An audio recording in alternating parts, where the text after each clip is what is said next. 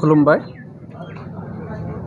खाग्राबारि गेलेमु आफाद आरो जथायै खाग्राबारि दखरा एबसुजों खुंजानाय 21थि भारत नां बुलुर बादायलायनाय मुंख्लं अन्थाइगोरा बड'सानि मुङाव देग्लाय 21थि बोसोर आरो बे 21थि बोसोरनि जि भारत नां बुलुर बादायलायनाय बेवहाय आंखौ कनभेनर महरै दाना होदों आरो बे हिसाबै जोंनि जि बानजाय आफादनि साफ्रोमबो बिबानगिरि बिथांमोनजों जोङो जथायै खौसेयै खामानि मावलांगासिनो दङ आरो जोंनि जि बुलुर बादायलायनाय बेवहाय जोङो मोन 8 हानजाखौ बेवहाय जोङो गेलेनो थाखाय हांख्रायनाय जादों। बावैसो सिगां गेलेमु आफादनि नेहाथारिया बुंलांबाय बेवहाय जोङो भारतनि गुबुन गुबुन रायजोनि बुलुर गेलेनाय हानजाखौ जों बेवहाय हांख्राय हरदों। जोङो उरिष्यानि भुबनेश्वर किट इउनिभारसिटिनिफ्राय गेलेनाय मोनसे हानजा जोङो बेवहाय हांख्रायदों। बिथांमोना जोबोद गोख्रों हानजा। बिनिफ्राय झारखंडनि धनबादनि इसिआर मोनसे हानजाखौ बेवहाय जों हांख्रायबावदों। लोगोसे उत्तर प्रदेशनि DLW बे भलिबल हानजाखौबो जों बेयाव हांख्रायहरदों। बिनिफ्राय जोंनि आसाम रायजोनि आसाम पुलिस, SAB, भेरगाव, सरबक लोगोसेनो NF रेलवे मालिगाव बे हानजाखौ जोङो हांख्रायहरदों। दा बिनिखायनो जोङो हास्थायदों जे देग्लायनि जि गेलेनाय बादायलायनाय बेयो जोबोर आबुङै महर मोनगोन आरो जोबोद जोंनि गेलेनायखौ जोंनि बिटिआरनि रायजो राजाफोरा जोबोरैनो बजबनानै लागोन। नैबे जि अन्थाइगोरा बड'सा मुंख्लं अन्थाइगोरा बड'सा जि भलिबल बादायलायनाय बेखौ जोङो मोजाङै खुंफुंलांनो हागोन होनना जोंहा फोथायनाय दङ। दा जों बानजाय आफाद हिसाबै जिहेतु अन्थाइगोरा बड'साया सासे जोंनि बर' हारिनि बर' माहारिनि सासे मुंख्लं सासे बिर आरो बे बिरखौ अराय सम माने जोंनि गेजेराव मुंख्लं जालांदोंब्लाबो बिथांनि मुंखौ अराय सम जोङो गोजोरै लाखिनो थाखाय बिथांनि मुङाव जोङो बुलुर गेलेनाय बादायलायनाय होबोगासिनो दङ। दा फैयै फैयै देग्लाय 21 बोसोर जागोन। दा बे 21 बोसोर जानाय मोनसे बैसो जानाय मोनसे गेलेनाय बादायलायनायाव जिहेतु जिमानखिनि जोंहा बानजाय आफाद बा जोंनि ओनसोलाव स्पर्ट्स एस'सिएशना जिमानखिनि सुबिदा थानांगौमोन बेबायदि सुबिदा जोंनियाव गैया। दा बेनिखायनो नैबे समाव जोङो बानजाय आफाद हिसाबै जोङो जोंनि सरकारसिम जोङो खावलायनो सानदों जे फैबाय थानाय समफोराव जाहाथे जोंनि बिटिआर गभर्नमेन्ट जोंनि आसाम गभर्नमेन्ट बिथांमोना जायफोरानोखि मासियाव जिरायनानै दङ बिथांमोना अन्थाइगोरानि मुंखौ अराय सम गोजोरै लाखिनो थाखाय बिथांनि मुङाव इनड'र स्टेडियाम खाग्राबारियाव गायसनना होनांगौ होननानै जोङो दाबि खालामदों नैबे मिडियानि गेजेरजों। आरो फैबाय थानाय समाव बिथांनि मुंखौ अराय गोजोरै लाखिलांनो जिहेतु जोंनि ओनसोलनि रायजो राजाफोरा बोसोरफ्रोमबो भलिबल गेलेनाय बादायलायनाय होबोगासिनो दङ। दा बेखौ जाहाथे मोनसे गोथों साननायनि गेजेरजों जोंनि दैदेनगिरिफोरा माने बेवहाय बाहागो लागोन आरो माखासे सुबिदाखौ खालामनानै होगोन होननानै जोङो जोंनि दैदेनगिरि जोंनि सरकार बिथांमोनखौ जोङो खावलायहरो। मानो होनोब्ला जिहेतु जोंनि बिटिआराव जोंनि BTC ओनसोलाव नैबेनो माने बे गेमानो बे गेलेनायानो भारत नां मोनसे बुलुर गेलेनाय बादायलायनाय होननानै जों बुंनो हायो। मानो होनब्ला गुबुन गुबुन जायगायाव बेबायदि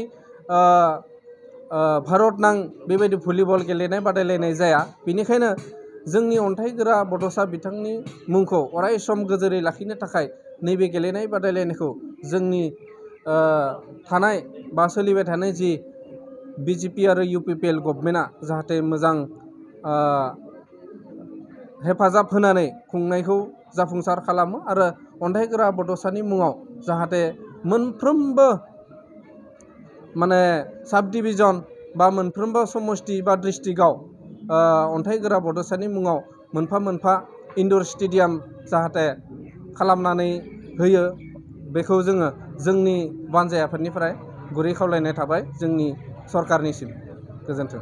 बेयावनो इंराजि गोदान बोसोर 2022 मायथाइनि गाहाम हामलायनाय बयनिसिमबो जासिबाय। खाग्राबारि गेलेमु आफादनि जानानै जोङो बयबो मिथियो जे खाग्राबारि ओनसोलनि रायजो राजाफोरजों लोगोसे खाग्राबारि गेलेमु आफाद आरो खाग्राबारि दख'रा दुलाराय बर' फरायसा आफादनि हेफाजाबाव जोङो बोसोरफ्रोमबो BLTनि गिबि मुंख्लं अन्थाइगोरा बड'सानि मुङाव जानुवारि दाननि 7, 8, 9 अक्ट'आव जोङो भलिबल बादायलायनाय अर्थात बुलुर बादायलायनायखौ जोङो होबोगासिनो दङ आरो देग्लाय बेयो 21 बोसोराव आगान होबाय आरो बे 21 बोसोरनि जि आगान होनाय जि भलिबल बियो जोंहा फैबाय थानाय 2022 मायथाइनि जानुवारि दाननि 7, 8, 9 अक्ट'आव जागोन आरो बे बादायलायनाय जे हाबाफारिखौ जोङो गाहामैनो खुंफुंलांनो थाखाय जोङो खाग्राबारि गेलेमु आफादा मोनसे बानजाय आफाद दानानै होदों आरो बे बानजाय आफादा दिनै बे बुलुर बादायलायनायखौ मोजां रोखोमै खुंफुंनो दिनै साखाफारा जानानै दङ आरो दिनैसिमाव जोङो खाग्राबारि गेलेमु आफादा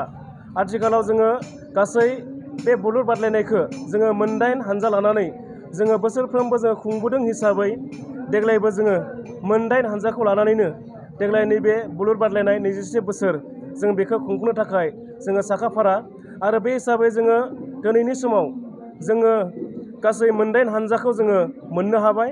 बेनि गेजेराव जोंहा NF रेलवे मालिगाव जों बिथांमोनखौ जों लानाय जादों। बिनि उनाव इस्ट सेन्ट्रेल रेलवे झारखन्डनिफ्राय जों बिथांमोनखौ जों लानाय जादों। बिनि उनाव उत्तर प्रदेशनिफ्राय DLW बनारस जों बेखौ लानाय जादों आरो आसाम स्टेट इलेक्ट्रिसिटि बोर्ड जों बेखौ लानाय जादों। आसाम पुलिस बेखौ लादों।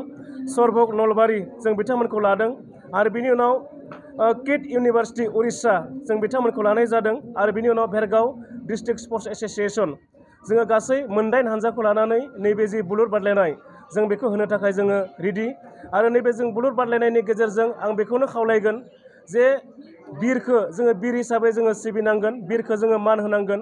बे लेखायैनो नैबे जि भलिबल जि बादायलायनाय जों बेखौ सासे बिरनि मुङाव जों होनाय जादों जायखौ जोङो BLTनि गिबि मुंख्लं अन्थाइगोरा बड'सा जोङो बयबो जों सिनायो आरो बिथांखौ मान होनानै जोंनि ओनसोलनि गासै जोंनि BTR ओनसोलनि मानगोनां रायजो राजा नोंथांमोनखौ जों खावलायगोन, जोंनि दैदेनगिरि नोंथांमोनखौ जों खावलायगोन नैबे जि 7, 8, 9 जानो गोनां 7, 8, 9 जि जानुवारियाव जानो गोनां बे बुलुर बादायलायनायाव जे नोंथांमोना बयबो लैहोर फैनानै नैबे बुलुर बादायलायनायखौ नायफैयो आरो जोंखौ मदद आरो हेफाजाब होयो। ओंखायनो बेखौ खावलायबाय आरो बे बुलुर बादायलायनायनि गेजेरजों जोङो मोनसे जोङो ओनसोलनि मानसि हिसाबै जों खाग्राबारि ओनसोलनि रायजो राजा हिसाबै जोङो थांनाय समफोराव जिबायदि लैहोर जोङो बाहागो लानायजों जोंनि जे हाबाफारिया जाफुंदों देग्लायनि जि बुलुर बादायलायनाय बे बुलुर बादायलायनायाबो निस्सय जोंनि रायजो राजाफोरनि लैहोर बाहागो लानायजों जों बेखौ जाफुंसार खालामनो हागोन आं बेखौ मिजिंथिदों। बेजों लोगोसे नैबे बुलुर बादायलायनायनि गेजेरजों जोंहा माखासे हाबाफारिफोरखौ जों लाफानाय जादों जे जोङो हारिमु जि मोसानाय हारिमु दिन्थिफुंनाय जोङो हारिमु बिलिफां आयदा जों बेखौबो लानाय जादों। बेजों लोगोसे जोङो बयबो मिथियो अन्थाइगोरा बड'साया जे 9 जानुवारियाव बिथांनि जि थैनाय सान आरो बे 9 जानुवारि थैनाय सानाव जोङो बिथांनि जि थैनाय सान बेखौ जोङो बिथांनि थैनाय सानखौ जोङो बोसोरफ्रोमबो जोङो गाजा गोमजायै खुंफुंदों हिसाबै नैबे 7, 8, 9 अक्ट'जों सोमोन्दो लाखिनानैनो जोङो बिथांनि थैनाय सान 9 जानुवारिखौ जोङो बिथांनि आंगो गामि पानिसिलियाव जोङो थांनाय समफोराव जोङो लैहोर बा लोब जोङो बाहागो लानायनि गेजेरजों जोङो गाजा गोमजायै खुंफुंदों हिसाबै देग्लायबो जों बिथांनि जि थैनाय सान बे थैनाय सानखौ जोङो गाजा गोमजायै जोङो खुंफुंनो थाखाय जोङो थाग थियारि जानानै दङ। ओंखायनो आं खावलायगोन जोंनि साफ्रोमबो ओनसोलनि दैदेनगिरि जोंनि साफ्रोमबो जोंनि रायजो राजा जोंनि गेलेनायखौ मोजां मोनग्रा आरो जोंनि साफ्रोमबो हारि अनफावरि मानगोनां रायजो राजा नोंथांमोनखौ जोंनि जि 7, 8, 9 जानुवारियाव जानो गोनां 2022 मायथाइनि बे बुलुर बादायलायनायाव बयबो लैहोर फैनानै जोंखौ मदद आरो हेफाजाबखौ होफैगोन आं बेखौनो मिजिंथिबाय। आच्चा जोङो स्पर्ट्स एस'सिएशन बा नैबे जि बुलुर बादायलायनाय जोङो बेवहाय जोङो बान्था हिसाबै जोङो देरहानाय हानजानो जोङो 50,000 आरो जोङो जेननाय हानजानो फाइनालाव जेननाय हानजानो जोङो 30,000 आरो जोङो बेस्ट प्लेयार हिसाबै जोङो लाखिनाय जादों आरो जोंनि जि गेलेनाय बादायलायनाय बियो जोंहा इनभाइटेशन गेम हिसाबै जोङो गासैबो हानजाखौ जोङो बायनानै लाबोनाय जायो आरो बे हिसाबै जोङो जोंनि जि रां बान्था जों बेखौबो जोङो चेम्पियन हानजा हिसाबै जोङो 50,000 आरो रानार्स आप हानजानो जोङो 30,000 जोङो होनाय जायो। सेरफांगुरि बाजार श'रुमा क्रिसमासनि दामाका अफार लाबोदों। क'क्राझार जिल्लानि सेरफांगुरियाव थानाय फुंखा एन्टारप्राइज बाजार श'रुमा 15 डिसेम्बरनिफ्राय 31 डिसेम्बरसिम क्रिसमास दामाका अफार आरो एक्सचेन्जनि खाबुफोर होगासिनो दङ। नोंथांमोना सेरफांगुरियाव थानाय फुंखा एन्टारप्राइज बाजार श'रुमजों लोगोसे कुसुगाव फेस्टिभ आउटलेट, सराइबिल फेस्टिभ आउटलेट, चिरां जिल्लानि सान्तिपुर फेस्टिभ आउटलेट आरो धुबरी जिल्लानि थामाहाट फेस्टिभ आउटलेट ब्रान्च श'रुमावबो खुंफुंजानाय क्रिसमास दामाका अफार एक्सचेन्जआव फैनानै नोंथांनि लुबैनाय बाजाजनि बाइकखौ लांफैनो हागोन। बाजाजनि बाइक सालायनो मोजां मोनग्रा रायजो राजाफोरनो फुंखा एन्टारप्राइज बाजार श'रुमा लोगोसे मोजां अफारफोरबो लाबोदों। बेफोरनो जाबाय 90% लन, गंनै हेलमेट फ्रि, केस होनानै बाइक बायगिरिफोरनो 1000 रां केशबेक हरफिननाय जागोन आरो क्रिसमास दामाका अफार एक्सचेन्जजों लोगोसे बाइक बायगिरिफोरनो गांसे ब्लेंकेट फ्रि हरफानाय जागोन। फुंखा एन्टारप्राइज बाजार श'रुमा आरो मोजां खाबुबो होबावदों। 500 रां होग्रोनानै गोसोबायदि बाइकखौ आवग्रिना दोननो हागोन आरो गासै गारिजों लोगोसे मोनफा मोनफायै एस्युड गिफ्ट हरनाय जागोन। आबुङै मिथिबावनो थाखाय 8158722656 आरो 9101547892 जानबुं नम्बराव खौरां लाहरनो हागोन।